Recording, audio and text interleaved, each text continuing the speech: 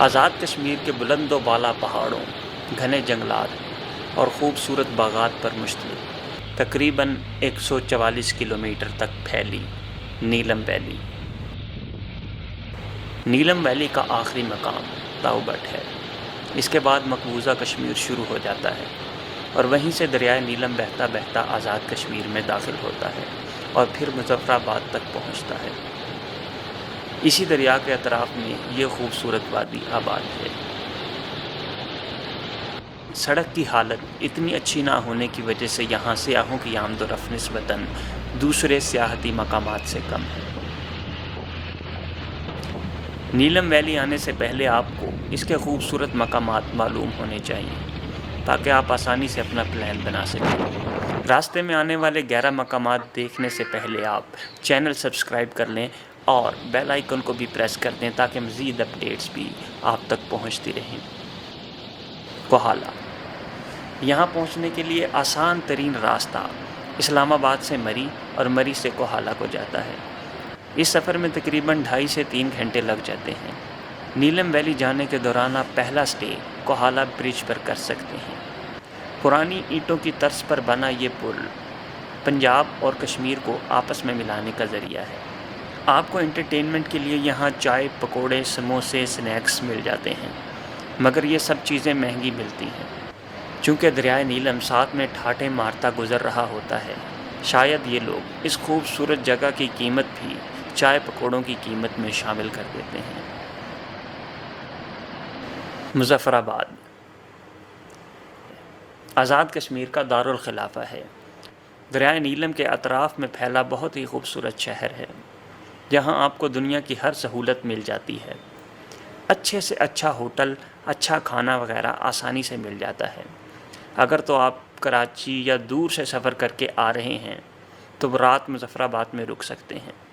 یہاں سے کشمیر کے مختلف سیاحتی مقامات کو راستے جاتے ہیں، جن میں نزدیک ترین پیر چناسی ہے۔ دھانی آبشار مظفر آباد سے تقریباً 38 کلومیٹر کے فاصلے پر پہلی آبشار آتی ہے۔ یہ 15 میٹر سے بھی زیادہ بلند ہے۔ گرمیوں کے موسم میں میدانی علاقوں کی نسبت یہاں ٹھنڈ ہوتی ہے، لیکن اوپر سے گرتے پانی میں اکثر لوگ نہاتے ہیں اور اپنے یادگار سفر کا خوب لطف اٹھاتے ہیں۔ یہاں تک آپ کے پہنچنے پر آپ کے موبائل کے سگنل ختم ہو جاتے ہیں اور پھر اگلے جتنے دن بھی آپ نیلم ویلی میں ہیں موبائل نیٹ ورک منقطع ہی رہتا ہے۔ یہاں صرف ایس کام کی سم کام کرتی ہے۔ اگر آپ نے اپنے گھر رابطہ کرنا ہو تو صرف ایس کام کے ذریعے ہی کر سکتے ہیں۔ جاگراں واٹر فال دھانی آبشار سے تقریباً 60 کلومیٹر آگے جائیں تو جاگراں واٹر فال آتی ہے۔ اسے کنڈل شاہی آبشار یا کوٹن واٹر فال بھی کہتے ہیں۔ دریا پر موجود یہ کشادہ آبشار آپ کو اپنے سحر میں جکڑ لیتی ہے۔ گزشتہ سال آبشار پر موجود خستہ پل ٹوٹ جانے کا افسوسناک حادثہ بھی پیش آیا تھا، مگر اب یہاں نیا پل بنا دیا گیا ہے۔ یہ پاکستان میں موجود آبشاروں میں سے یکسر مختلف آبشار ہے۔ اس کی اونچائی زیادہ نہیں ہے، مگر چوڑائی میں گرتا پانی ایک سحر انگیز منظر بنا دیتا ہے۔ کیرن سیکٹر وہ جگہ ہے جہاں آپ کو نیلم ویلی کی دوسری جانب مقبوضہ کشمیر نظر آتا ہے۔ یہ خوبصورت گاؤں لائن آف کنٹرول پر موجود ہے۔ دریا کی دوسری طرف نقل و حرکت کرتے ہوئے مقبوضہ کشمیر کے لوگ نظر آ رہے ہوتے ہیں۔ کیرن سے اوپر اپر نیلم ہے۔ یہاں کی ہائیکنگ کا اپنا ہی مزہ ہے۔ راستے میں گھنا جنگل، پانی کے جھرنے کے ساتھ ساتھ ہوتے ہوئے آپ اوپر پہاڑ پر چلتے ہیں۔ اپر نیلم میں آپ کو ہوٹل بھی مل جاتے ہیں، رات کو یہاں سٹے بھی کر سکتے ہیں اور یہاں کھانے بھی اچھے مل جاتے ہیں۔ رتی گلی لیک یہاں جانے کے لیے آپ کو ایک مکمل دن چاہیے۔ ویسے تو یہ جھیل راستہ سے ذرا ہٹ کر ہے، مگر بہت ہی خوبصورت ہے، جسے دیکھنے پر واقعی انسان دنگ رہ جائے۔ دریائے نیلم کے ہمراہ سفر کرتے کرتے لوات اور پھر دواریاں آتا ہے۔ دواریاں پر آپ کو جیپ مل جاتی ہے۔ اس کا راستہ بہت ہی خراب ہے۔ جیپ میں 2 گھنٹے سفر کرنے کے بعد آپ بیس کیمپ پہنچتے ہیں اور پھر مزید 2 گھنٹے کی ہائیکنگ کے بعد آپ رتی گلی جھیل پہنچ جاتے ہیں۔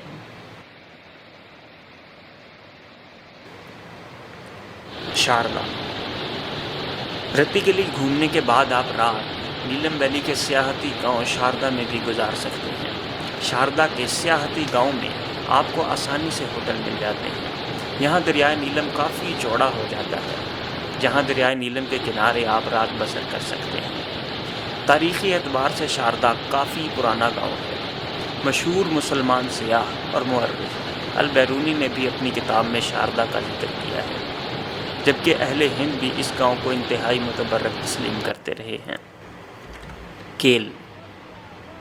شاردا سے صبح کیل کے لیے نکلتے ہیں۔ آگے کی روڈ کی حالت کافی خراب ہے، آپ اپنی گاڑی پر جانے سے پرہیز کریں۔ شاردا سے 4x4 گاڑیاں مل جاتی ہیں جو آپ کو بآسانی کیل تک پہنچا دیتی ہیں۔ یہ سفر دیکھنے والا ہے۔ ایک طرف تو گہری کھائی میں نیچے دریائے نیلم ہوتا ہے اور دوسری طرف بلند و بالا پہاڑ۔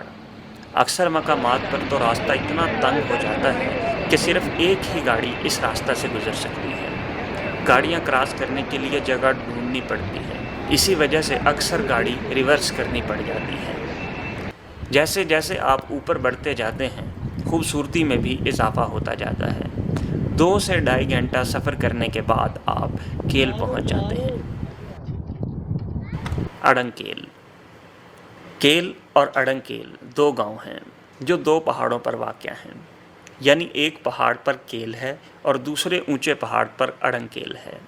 ہائیکنگ کر کے کیل سے اڑنگ کیل جایا جاتا ہے۔ ویسے تو ان کو ملانے کے لیے ایک ڈولی لفٹ بھی موجود ہے، جہاں اپنی باری کے انتظار کے لیے لمبی قطاریں لگی ہوتی ہیں۔ لفٹ میں جانے سے ہائیکنگ 1 گھنٹے سے بھی کم رہ جاتی ہے، لیکن اگر بغیر لفٹ کے جائیں تو 2-2.5 گھنٹے کی ہائیکنگ کے بعد آپ اڑنگ کیل پہنچ جاتے ہیں۔ پہلی دفعہ یا غیر متواتر پہاڑ چڑھنے والے تھک ضرور جاتے ہیں، مگر جیسے ہی وہ اڑنگ کیل پہنچتے ہیں تو خوبصورتی دیکھ کر ان کی ساری تھکن دور ہو جاتی ہے۔